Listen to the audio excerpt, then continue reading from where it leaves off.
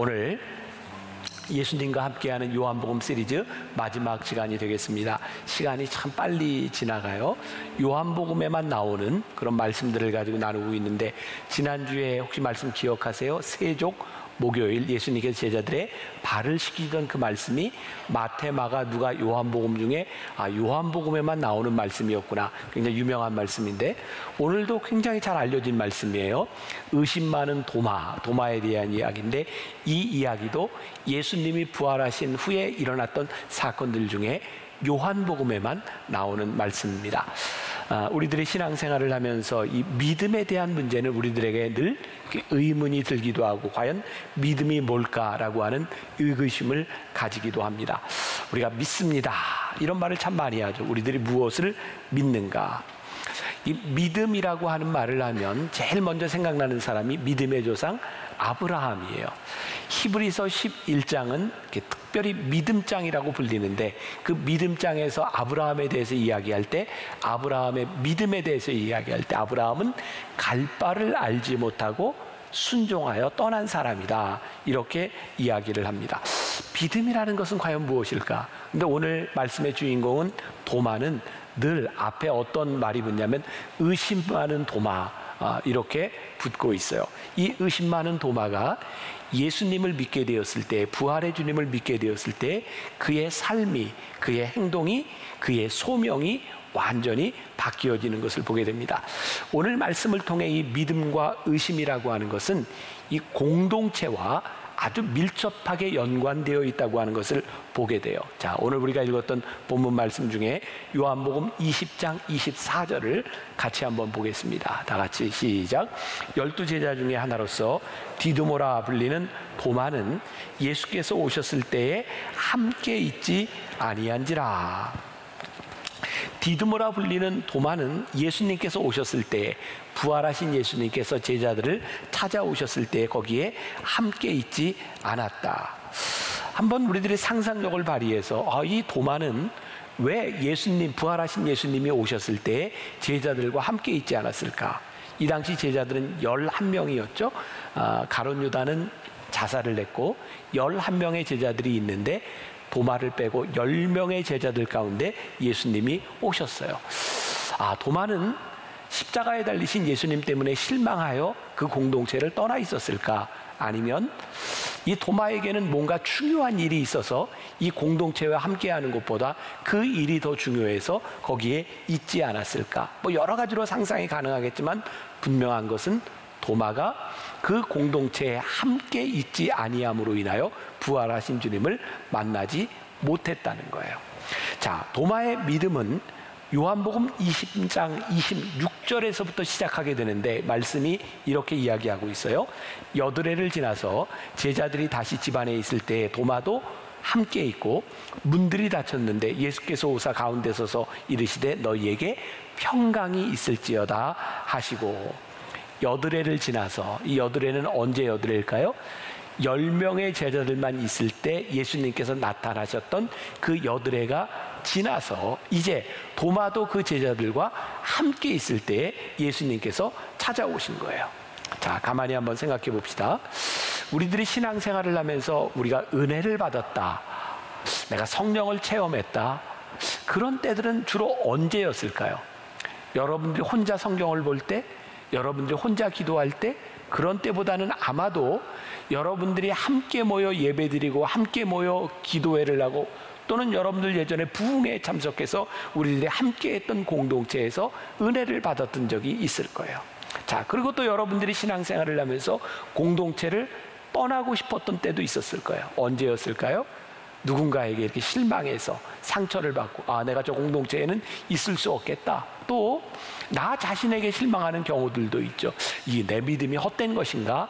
라고 하는 생각을 가지고 공동체를 떠나가는 경우도 있을 거예요. 그런가 하면 여러분들의 삶에 뭔가 중요한 우선순위가 있어서 이 공동체를 떠나는 순간들도 있을 거예요. 그런데 한 가지 분명한 것은 이 공동체를 통해서 우리들이 은혜를 받고 우리들의 믿음이 자라난다는 거죠.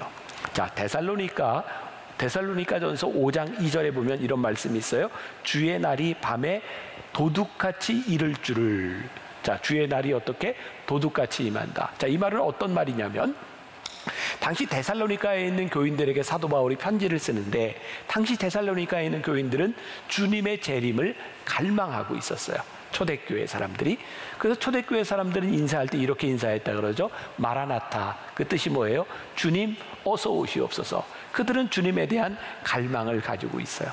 자, 그런데 저와 오늘 여러분들이 함께 생각해 보세요. 야, 우리도 주님 만났으면 좋겠다. 우리들이 부활의 생명의 주님을 우리들이 믿는다고 하면서 오늘 이 예배가 딱 마치고 주님 오셔서 재림하셔서 우리들이 주님 밤에 간다 그러면 여러분들 기쁠까요? 조금 아쉬울까요? 네, 괜한 걸 물었나 보네. 그죠? 가만히 생각해 보니까 우리들이 주님을 믿고 영생을 믿는다고 하는데 우리들은 뭔가 아쉬움이 남는다는 생각을 가지고 있죠. 그래서 우리는 주님 어서 오시옵소서 이런 믿음의 고백을 하기가 쉽지 않은 것 같아요. 근데 초대교회 교인들은 그런 고백을 했다고요. 그런데 뭐라고 얘기하냐면 주님은 도둑같이 임할 것이다. 그러니까 그 시와 때는 우리들이 알지 못할 것이라는 거예요. 자, 주님이 오신다고 우리들이 분명히 믿고 있으면 시와 때는 그렇게 중요하지 않아요. 언젠가는 오시는 걸 우리들이 믿고 있으니까. 그런데 이 믿음이 자꾸 줄어들고 이 믿음이 자꾸 적어지면 우리들은 이런 질문을 가져. 그때가 언제죠? 진짜 그때가 언제냐면 그때를 딱 맞추겠다고 하는 의도들이 있는 거죠. 예전에 우리 부흥사 목사님들이 그런 이 설교를 했던 걸 기억하시는지 모르겠어요. 우리 신앙의 선배들이 그런 얘기했죠. 만일 예수님께서 오늘날 재림하신다면 예수님은 언제 오실까? 아마도 비 오는 수요일 밤이 될 확률이 많다. 이런 얘기를 하셨던 기억이 나요. 예전에 이렇게 우리들이 저녁 예배, 수요일 저녁 예배 이렇게 모일 때 제일 안 모이는 때가 언제냐면 수요일 저녁이었어요. 게다가 비까지 오면 더 안 와요. 그래서 설교하시던 목사님들이 아마 예수님 오시면 수요일 날 저녁에 비 올 때 오실 거다 이런 이야기를 했었어요. 그 의도는 뭐였죠? 여러분들 공동체에 붙어 있으십시오. 사실은 여러분들이 공동체를 떠나 있고 싶은 그때가 여러분들이 공동체에 있어야 될 때고 여러분들이 공동체를 떠나고 싶은 그 순간이 여러분들의 은혜가 가장 필요한 순간입니다. 사실 오늘 이 도마의 믿음의 문제에 있어서도 그가 공동체에 속하여 있는가 그렇지 않은가가 굉장히 중요한 역할을 하고 있었던 것을 보게 됩니다. 자, 오늘 우리들이 이 도마의 의심에 대한 이 내용들을 가지고 우리 믿음에 대한 이야기를 하게 될 터인데 요 근래 제가 이제 오카는 목사님, 돌아가신 오카는 목사님의 설교와 CD를 이렇게 들을 기회들이 있었어요. 잘 생각하고 들어보세요. 오카는 목사님이 이런 이야기를 했어요. 교회의 타락은 언제부터인가? 부활을 기념하면서부터 교회가 타락했다. 교회가 언제 타락해요? 부활을 기념하면서부터. 문제는 우리들이 부활을 기념하기는 하는데 부활을 알기는 하는데 부활을 믿지 못하는 거야. 여러분, 우리의 믿음이 점점 희박해지면 자꾸 기념일을 중요하게 생각합니다. 우리 교회에도 아니 한국교회 전반적으로 그런 현상들이 나타나고 있는 것 같아요. 언제부터인가 절기 예배 때가 되면 부활절, 크리스마스, 송구영신 때가 되면 교인들이 교회에 많이 옵니다. 다른 때는 오지 않던 사람들이 아마 그 사람들에게 이날만이라도 지켜야 되겠다라고 생각하는 기념일에 대한 의식들이 생긴 것 같은데 사실 그 기념일을 지키는 것이 신앙의 교회의 타락으로 이어지고 있다는 거예요. 만일 우리들 속에 지금 생생하게 불타오르고 있는 믿음이 있다고 하면 기념일이라고 하는 게 그렇게 중요하지 않을 수도 있어요. 자, 요한복음 20장 24절을 다시 한번 봅니다. 12 제자 중에 하나로서 디두모라 불리는 도마는 예수께서 오셨을 때에 함께 있지 아니한지라. 이 말씀 속의 상황, 예수님이 부활하셨어요. 이미 제자들에게 나타나셨어요. 예수님의 부활의 현장에 마리아를 비롯한 여러 여인들이 부활하신 주님을 만나보았어요. 이제 그 초대교회 아직 초대교회가 이루어지기 전이죠. 예수님 부활하시고 난 이후에 예수님을 알던 사람들, 제자들 사이에 예수님이 부활하셨다는 소식이 막 전해지기 시작했어요. 그러나 도마는 그 말을 믿지 않아요. 이유는 부활의 현장에 도마가 있지 않았기 때문이죠. 오늘 우리들이 본문을 말씀을 나누면서 우리들의 신앙의 근본적인 문제들을 한번 생각해 볼 필요가 있는데, 우리들이 예수님에 대하여 알고 있는 것에서 그치는 것이 아니라 우리들이 부활의 주님을 믿느냐, 이게 우리의 신앙을 완전히 뒤바꿔 놓는 것이죠. 자, 우리가 잘 알고 있는 사도 바울, 그는 사도 바울이 되기 전에 사울이라고 하는 이름을 가지고 있었고, 그는 예수를 믿는 사람들을 핍박하는 사람이었어요. 그는 초대교회 최초의 순교자였던 스데반을 돌로 쳐 죽이는 자리에 있었던 사람이기도 합니다. 보세요. 아직 사울이었던 이 바울은 예수님에 대하여 많은 것들을 알고 있었지만 그는 부활하신 주님을 믿고 있지는 않았어요. 오히려 예수 믿는 자들을 핍박하는 사람이었어요. 그가 예수 믿는 사람을 핍박하기 위하여 저기 다메섹으로 가는 도상에서 부활하신 주님을 만나요. 그리고 그의 인생이 드라마틱하게 변화되기 시작하죠. 우리들이 예수님을 어떻게 믿느냐라고 하는 이 신앙의 차원은 우리들의 모습을 그대로 보여주는 것 같아요. 제가 말씀을 이렇게 준비하다가 그런 생각을 했어요. 우리들이 이런 첫 번째 단계가 있겠다. 어떤 단계냐면, 예수님 당시에도 예수님이 행하시는 기적과 놀라운 예수님의 능력을 바라며 예수님을 따라다니던 사람들이 있었어요. 그들은 능력을 행하시는 주님을 믿고 있었던 사람들이죠. 그런데 이런 생각을 하게 됩니다. 주님이 행하시는 놀라운 기적을 행하는 그 사람들은 그 주님을 향해서 그런 기대를 가지고 이렇게 따라다니는데, 자기들의 기대가 충족되지 않으면 그들은 늘 실망할 거예요. 그리고 이런 기대를 가지고 이 놀라운 기적을 바라보며 나가는 사람들이 조금만 신앙이 잘못되면 어떻게 되는가? 기복주의로 빠지게 되는 거예요. 여러분, 기복주의가 왜 무서운지 아세요? 우리들이 신앙을 가지면서 주님이 행하시는 능력을 믿는 것은 잘못된 것이 아닌데, 주님께서 행하시는 기적이 다인 줄 믿고 살아가면 내가 원하는 기적들이 채워지지 않을 때 우리는 자꾸 다른 데 눈을 돌리게 돼요. 주님이 아닌 우리들의 욕구를 채우려고 하는 것, 이것이 기복주의입니다. 근데 정말 많은 그리스도인들이 예수님을 어떻게 믿느냐? 기복적으로 믿는 거예요.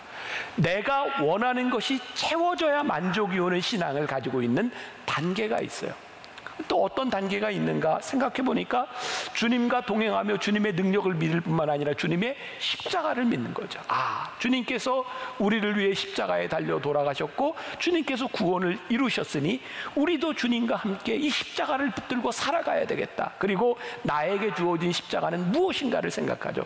굉장히 귀한 신앙입니다. 그런데 이러한 신앙 가운데서 내가 십자가를 지겠다고 하는 이 사명주의가 우리들 속에 너무 강하게 다가오기 시작하면, 자기를 절제하고 나를 쳐서 복종하게 하는 것은 굉장히 좋은 일인데 극단적인 이상주의에 빠지게 되는 거예요. 그래서 사명을 가지고 살아가는데 기쁨이 없어요. 덜 심각해요. 내가 이 십자가를 져야 되는데. 그리고 나만 심각한 게 아니라 다른 사람들을 바라보면서 저놈의 인간은 예수를 믿으면서 믿는 태도가 저거밖에 안 돼. 정죄하게 돼요. 여러분, 예수님의 십자가를 붙들고 살아가는데, 사명을 가지고 살아가는데 기쁨을 잃어버린 신앙을 가지고 있다면 이게 얼마나 불행한 일이겠는가. 제가 10시 예배도 갑자기 이제 그런 생각이 나서 이야기를 했는데, 저는 목사가 되고 나서 목회를 못하겠다고 생각했던 사람 중에 하나, 그 중에 하나가 뭐냐면 제 외모 때문이었어요. 저는 목사가 되기에는 참 부적절한 외모를 가지고 있다고 생각해요. 여러분들이 도저히 믿기지 않죠? 제가 그런 생각을 했다는 게, 이유는 뭐냐면 제가 인상이 너무 날카로워요. 눈도 부드럽지를 않아요. 그런데 언제부터인가 제가 그런 소리를 들어요. 교인들한테서, 또 사람들을 만나면 목사님은 참 목사님 같이 생겼어요. 그런 얘기를 들으면 굉장히 기뻐요. 그리고 제가 목사가 된 지 32년이 지나오는 동안 저도 모르게 내 인상이 참 많이 변했나 보다. 제 아내가 저한테 가끔 그런 얘기를 해요. 참 우리 남편은 갈수록 나아진대요. 한 번은 우리 며느리가 이제 시집 와서 이제 얼마 되지 않았을 때 저희 집에서 이제 앨범을 보게 됐는데, 초등학교, 중학교, 고등학교, 대학교, 청년 시절 이런 앨범을 이렇게 쭉 보면서 저한테 어쩜 아버님은 갈수록 멋있어지세요? 믿어주세요, 진짜. 근데 제가 왜 그런가 생각해 보니까 32년 동안 목사가 돼서 목회를 하면서 제 속에 형언할 수 없는 기쁨들과 감사와 감격이 제 표정을 많이 바꿔준 것 같아요. 제가 목회를 하면서 왜 어려운 일이 없었겠어요? 저에게 십자가를 져야 되는 고난의 순간들이 왜 없었겠어요? 그런데 십자가가 저에게 고난에서 끝나는 것이 아니라 그 안에서 승리하신 주님을 바라보며 내 속에 기쁨과 확신과 용서와 포용이라고 하는 것들이 저를 바꾸어 간 것이 아닌가. 그래서 저는 요즘 너무 감사한 거예요. 아, 내가 목사처럼 보이는 모습으로 서 있을 수 있다는 것이 나에게 참 감사한 일이구나. 그리고 오늘 말씀을 함께 나누는 여러분들에게 제가 신앙적인 도전을 드리고 싶은 거예요. 우리가 주님을 어떻게 믿는가?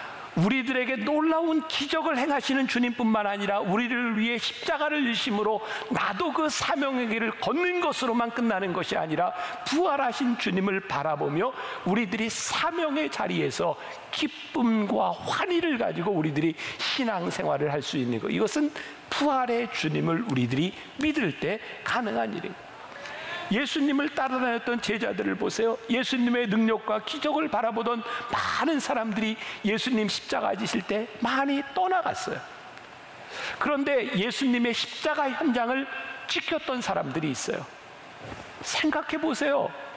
예수님의 십자가의 현장을 지킬 만큼 믿음이 투철했던 그 사람들이 그 현장에 있었지만 그들은 사명자가 아니었어요. 그들은 예수님 십자가에 달리시고 난 다음에 그들은 숨어 있는 자들이었어요. 그들이 하나님의 일을 했던 것은, 그들이 사명자로 쓰임을 받았던 것은 언제냐면 부활하신 주님을 만났을 때에 그들이 십자가에서 끝나는 것이 아니라 사명자로 바뀌었던 것을 보게 되죠. 사도행전 7장에 초대교회 최초의 순교자인 스데반의 이야기가 나와요. 말씀 준비하면서 그런 생각이 들었어요. 아, 우리는 스데반을 순교자라고 이야기하는데 이것 좀 말이 잘못된 것 같다. 그러니까 예수 믿는 것 때문에 돌에 맞아 죽은 순교자이긴 분명한데 스데반이 돌에 맞아 죽는 그 상황을 성경에서 뭐라고 어떻게 묘사하고 있는가? 그가 죽을 때 하늘문이 열렸다. 그리고 그는 죽으면서 사람들을 향해 예수님처럼 저들을 용서하여 주옵소서라고 말하고 그가 죽을 때에 그의 얼굴이 해같이 빛나며 영광스러운 죽음을 맞이했다고 되어 있어요. 저에게 그것은 죽음이 아니더라고요. 영광스러운 삶에 참여하는 능력을 보여준 것이지 그것은 단순한 죽음이 아니었어요. 부활의 주님을 믿는 사람들에게 이 신앙이, 이 믿음이 무엇인가? 오늘 우리가 요한복음 20장 전체를 읽지 않았지만 요한복음 20장은 부활하신 후에 주님을 만났던 여러 사람의 이야기가 나오고 있어요. 그 중에 하나가 막달라 마리아와 여러 여인들이죠. 예수님이 십자가에 달리시고 난 그 부활의 아침, 이 여인들이 아리마대 사람 요셉과 그리고 니고데모가 향유를 준비해서 예수님의 무덤을 찾아가요. 왜 그들은 예수님의 무덤을 찾아갔을까요? 향유를 가지고 예수님의 시신에 발라드리려고. 그들의 마음속에 뭐가 있어요? 예수님께 대한 추억이 있어요. 예수님 나를 많이 사랑하셨지. 예수님이 많은 기적을 행하시고 예수님이 우리를 위해 죽으셨지. 그 예수님에 대한 추억을 가지고 있었지만 그들의 마음 가운데는 슬픔만이 있는 거예요. 그래서 예수님의 시신이라도 보아야 우리들이 이 추억을 살릴 수 있겠다. 그리고 무덤에 갔는데 예수님의 시신이 없는 거예요. 우리의 추억은요, 기쁨과 소망을 잃어버린 추억은요, 시간이 지나면 다 사라져버리는 거예요. 그런데 거기에서 부활하신 주님을 만나요. 그때 마리아와 이 여자들이 예수님을 증거하는 사람들이 되죠. 10명의 제자들, 성경을 보면 부활하신 주님을 만났던 10명의 제자들이 처음 만났는데 어떤 집인지는 모르지만 그 집에 문을 꼭 잠그고 있었어요. 왜 그들은 문을 잠그고 있었을까요? 예수님 십자가에 달려 돌아가셨는데 여러분, 이 제자들이 어떤 사람들이었어요? 여러분, 예수님이 공생애를 이렇게 다니실 때, 제자들과 함께 막 기적을 행하고 다니실 때 제자들이 얼마나 뻐기는 사람들이었는지 몰라요. 기죠? 막 예수님 주변에 사람들이 막 몰려오고, 막 애들이 올 때 애들은 가라? 너희들 올 때가 아니다? 그리고 막 자기들이 그리고 막 사람들이 예수님 이렇게 손에 대려고 하면 이게 함부로 손댄다고 막 이거 뻐기고 예수님과 함께 다니던 그 제자들이 예수님 십자가에 달리시고 난 다음에 문을 잠그고 안에 자기들끼리 모여 있었어요. 어떤 두려움이었을까요? 그래, 내가 예수님 사랑하고 예수님 우리들에게 큰 은혜를 주셨음에도 불구하고 우리도 예수님처럼 죽을지 몰라, 그런 두려움이 그들에게 있지 않았을까요? 주님을 알고 있었지만 그들은 철저하게 폐쇄된 가운데서 그들은 문을 잠그고 있었어요. 그런데 부활하신 주님이 그들 가운데 오셨어요. 그리고 예수님이 죽음에서 끝난 것이 아니라 주님이 살아나셨다고 하는 그 소식을 그들이 접하게 되었어요. 그리고 예수님은 그들에게, 닫혀진 그들에게 오셔서 평강만을 주신 것이 아니라 그들에게 소명도 주세요. 저는 그런 생각을 했어요. 평강은 소명과 함께 오는 것이다. 자, 예수님께서 요한복음 20장 21절에서 아버지께서 나를 보내신 것 같이 나도 너희를 보내노라. 부활하신 주님이 제자들에게 오셔서 더 이상 이 세상 무서움 가운데 있지 말고 너희들이 소명자로 살아라, 평강으로 사역지로 우리를 보내주셨다고요. 자, 이제 우리의 현실, 우리의 삶을 한번 봅시다. 우리들에게 가장 큰 공포를 가져다 주는 것이 죽음 아닐까요? 그리고 지금은 이 코로나라고 하는 것을 통해서 우리들은 참 많은 소문들, 공포, 야, 이거 아스트라제네카를 맞아, 파이자를 맞아, 모더나를 맞아, 이거 맞다 죽으면 어떻게, 혈전이 생기면 어떻게, 이 모든 것들이 다 우리들에게 공포인 거예요. 죽음을 극복하지 못하는 한 우리에게 공포는 절대로 떠나가지 않습니다. 이 두려움은 절대로 우리들에게 떠나가는 것이 아니죠. 그래서 이 세상에 돈을 벌려고 하는 사람들은 정말 교묘하게 사람들이 가지고 있는 공포심을 자극해서 돈을 법니다. 생각해 보세요. 우리들 주변에 건강 보조식품이 얼마나 많습니까? 그 선전하는 대로 먹으면 우리는 죽어도 죽을 수가 없는 존재예요. 그렇죠? 그거 다 먹고 이렇게 좋아진다는데 어떻게 죽어요? 근데 가만히 그 선전하는 걸 보면 결국 당신 이거 안 먹으면 죽습니다, 이거 안 먹으면 어떻게 될지 모릅니다 라고 하는 공포심인 거죠. 화장품 광고를 잘 보세요. 이 화장품을 안 바르면 나 혼자 늙을 것 같아. 어떤 사람은 그런 얘기를 해줘. 여러분, 화장품 광고하는 그 모델이 그 화장품을 발라서 이뻐졌을까요? 아니면 예뻐서 그 화장품 선전을 할까요? 그 구별을 하세요. 어쨌든 우리는 그런 생각들을 가지게 되는 거죠. 여러분, 요즘 제일 많이 나오는 광고 가운데 하나가 보험이에요. 야, 보험 광고를 들으면, 보험을 안 들으면 큰일 날 것 같아요. 얼마 전에 제가 방송의 광고를 보니까 화재보험 이 광고를 하는데 화재보험 플러스 지진과 태풍까지 커버해주는 보험이 나왔더라고요. 자, 우리가 인생을 살아가면서 집에 불날 확률이 얼마나 되며 그 불난 집에 살면서 지진과 태풍을 맞을 확률이 얼마가 될지 모르지만 그 불안감으로 인해서 우리는 보험에 들죠. 자, 이 말 오해하지 마세요. 우리들이 인생을 살아가며 준비하고 잘 이렇게 살아가는 것이 잘못된 것은 아니지만 우리들이 공포로 인하여 우리들이 소명을 잃어버리고 공포 때문에 자기를 보호하는 것으로 살아간다고 하면 우리들이 얼마나 불행한가 이 말이에요. 우리 주님께서, 제자들에게 찾아오셨던 주님께서 오늘 우리들에게 오셔서 하는 말씀이에요. 얘들아, 평안해. 너희들에게 평강이 넘치기를 원해. 지금 이 코로나 시기를 살아가고 있는 이 우리들, 하나님을 믿는, 하나님을 예배하는 우리들에게 이 평강이 우리들에게 들어오지 않는다면 우리가 하나님을 믿는 자녀로서의 어떤 특징을 가지고 살아가겠느냐. 저는 우리가 그거 보여줘야 된다고 생각해요. 우리들에게 평안함과 이 세상 가운데서 모두가 증오하고 모두가 힘들어하고는 이 세상 가운데서 우리들에게 평안케 하시는 주님의 평안을 우리들이 누리고 살아가요. 그래서 예수님께서 요한복음 11장 25절과 26절에서 이렇게 말씀하시는 거예요. 예수께서 이르시되 나는 부활이요 생명이니 나를 믿는 자는 죽어도 살겠고 무릇 살아서 믿는 자는 영원히 죽지 아니하리니 이것을 내가 믿느냐. 어떻게 살아야 할지 미래가 막막한 사람들에게 이 공포에서 벗어나라고 하는 거예요. 저와 여러분들에게 굉장히 도전이 되죠. 죽음 우리들 다 맞이하게 될 거예요. 다 죽어요. 그런데 우리들이 이 죽음을 어떻게 담대하게 맞이하며 이 죽음이 우리들에게 공포나 무서움이 아니라 내가 죽어도 사는 진리를 알고 살아가는 그 평안함을 우리들이 어떻게 누릴 수 있는가. 예수님께서 요한복음 16장 33절에서 이렇게 말씀하셨어요. 세상에서는 너희가 환난을 당하나 담대하라. 내가 세상을 이기었노라. 여러분, 말씀은 우리들의 현실, 우리들이 살아가고 있는 이 현실을 부정하라고 말씀하지 않아요. 이 현실은 여전히 환난이 있고 여전히 두려움과 공포가 우리를 둘러싸고 있는데 이 현실 가운데서 주님을 기억하라는 거예요. 내가 세상을 이기었다. 내가 너희와 함께 할 것이다. 오늘 나에게 평안을 줄 것이다. 평안하라고 하는 주님의 말씀을 우리들이 기억하고 살아가라는 말씀이에요. 도마의 이야기로 돌아와 봐요. 우리 인생의 가장 큰 기적 중에 하나는 의심하는 것을 우리들이 믿게 되는 것이 아닐까요? 자, 오늘 본문 요한복음 20장 25절을 다시 봅니다.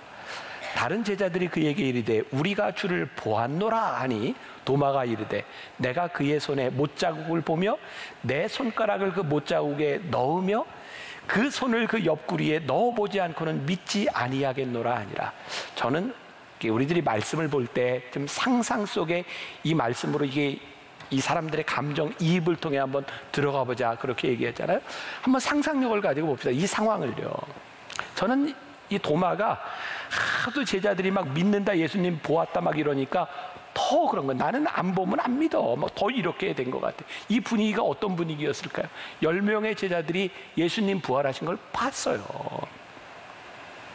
이런 예를 들어볼까요? 남자들이 한 10명쯤 이렇게 모여서 이야기를 하는데 군대 얘기가 나왔어요. 그런데 이 중에 군대 갔다 온 사람이 한 2~3명밖에 안 돼. 그럼 그 이야기가 막 상승작용이 일어날까요? 군대 얘기하다가 몇 사람 얘기하다가 그냥 그칠 거예요. 근데 10명 다 군대 갔다 오잖아요. 군대 얘기 시작하면요, 이 군대가 엄청난 군대가 돼요. 막 뭐 별 얘기가 다 나와, 뭐 별 신화 막 이런 게 막 다 나와. 막 상승작용이 막 일어나요. 저는 10명의 제자들이 모였을 때 나 예수님 봤는데, 근데 그 예수님이 말이야, 그래 그때 그 예수님 그 표정이었지. 아니 우리들의 막 이게 굉장한 상승작용이 일어나고 있었을 거예요. 그런데 유일하게 도마만 거기에 끼지 못하는 거야. 아, 도마가 어깃장 놓는 거지. 난 도저히 못 믿어. 나 만져보기 전에는, 예수님 옆구리에 손을 넣어보기 전에는 나는 도저히 못 믿어. 끝까지 의심해 보겠다고 하는 거예요. 그런데 중요한 것은 모두가 믿는데 혼자 믿지 아니하는 이 도마가 불행한 것은 그의 마음의 평안을 잃어버렸다는 거예요. 자, 26절과 27절. 여드레를 지나서, 아까 이야기했죠. 처음 제자들을 만났던, 부활의 주님을 만났던 여드레가 지나서 제자들이 다시 집안에 있을 때 도마도 함께 있고 문들이 닫혔는데, 전 말씀을 묵상하다 이 문들이 닫혔다는 이 말은 도마의 마음을 이야기하고 있구나. 도마의 마음이 닫혀 있어요. 예수께서 오사 가운데 서서 이르시되 너희에게 평강이 있을지어다 하시고 도마에게 이르시되 내 손가락을 이리 내밀어 내 손을 보고 내 손을 내밀어 내 옆구리에 넣어보라. 그리하여 믿음 없는 자가 되지 말고 믿는 자가 되라. 닫혀진 도마의 마음에 주님께서 오셔서 평강이 있을지어다 하시고 다 만져보라고 말씀하세요. 저는 오늘 우리들에게 필요한 것이 있다고 생각하거든요. 그게 뭐냐면, 그래, 우리들이 의심할 수 있어. 그러나 이 의심이 아는 것으로 끝나는 것이 아니라 믿으려고 하는 의심이 되었으면 좋겠어. 주님, 제가 주님을 아는 것으로 끝나는 것이 아니라 제가 주님을 믿고 싶습니다. 제가 주님의 못자국을 보고 주님의 창자국에 손을 넣어보고 제가 주님을 믿고 싶습니다. 놀라운 일은 이 믿고 싶어하는 이 도마에게 주님이 친히 찾아오셔서 그 믿음을 주시고 우리들에게 평안하라고 말씀하셨다는 거예요. 그래서 오늘 우리들에게 필요한 것, 우리들에게 이 믿음, 우리들에게도 주시옵소서. 이 평강이 우리들에게 임할 수 있기를 간절히 소원하는 마음으로 우리들이 기도하고 말씀을 듣고 우리들이 나아가야 되겠다. 제가 그랬던 것 같아요. 저는 주님을 만나기 전에 제 삶이 늘 그렇게 불안했던 것 같아요. 왜냐하면 내 삶에 확신이 없으니까. 내가 목사는 됐는데도 진짜 불행했던 건 뭐냐면 목사가 되어 서 있는 이 자리가 내 자리가 아닌 것 같으니까 그게 나에게 그렇게 불안했어요. 근데 참 놀랍죠? 제가 주님을 만나는 순간 주님께서 나를 여기까지 인도하신 주님께서 지금도 나와 함께 하시고 앞으로도 나와 함께 하실 주님인 것을 고백하기 시작하면서 제 속에는 굉장히 소망이 생기기 시작했어요. 제 속에는 희열이 생기기 시작했어요. 제 삶에 대한 기대들이 생기기 시작했어요. 제가 우리 교인들과 함께 말씀 나누면서 그런 고백, 참 힘든 일들, 저에게도 이 순간순간에 나는 진짜 하나님을 잘하고 싶은데 하나님 왜 저에게 이런 일들, 왜 저에게 이런 아픔들, 왜 저에게 이런 병들을 저에게 주시는지 이해가 되지 않을 때가 있어서. 근데 참 놀랍죠? 하나님께서 저에게 주셨던 그 순간들이 내가 너 잘하도록 내가 너를 인도하는 거야. 저는요 잘하고 싶은데 하나님이 태클을 거신다고 생각해요. 생각나는 노래가 있네요. 태클을 걸지 마. 네. 저는 잘하고 싶은데 하나님이 태클을 넣는다고 생각했는데 그 태클이 하나님이 나를 인도하시는 과정이라고 하는 것이 고백되고 믿음으로 고백되니까 내 속에 소망이, 주님께서 저에게 주시는 평안은 이 세상에 환난과 고통이 없는 것에 대한 평안이 아니라 부활의 주님이 나를 이끌어 가신다고 하는 그 평안을 저에게 주십니다. 사랑하는 여러분, 오늘 이 평안이 우리가 의심이 들지만 이 믿음을 가지고 알기를 원하는 우리 가운데 오셔서 평안을 주시는 주님의 평안이 오늘 여러분들에게 있기를 간절히 소원합니다. 이 평안은 우리들의 소명과 함께 찾아옵니다. 오늘 이 말씀 또 이 믿음을 가지고 부활의 주님과 함께 이 세상으로 나가나 담대하게 승리하는 여러분들 한 사람 한 사람이 되시기를 주님의 이름으로 간절히 축원합니다.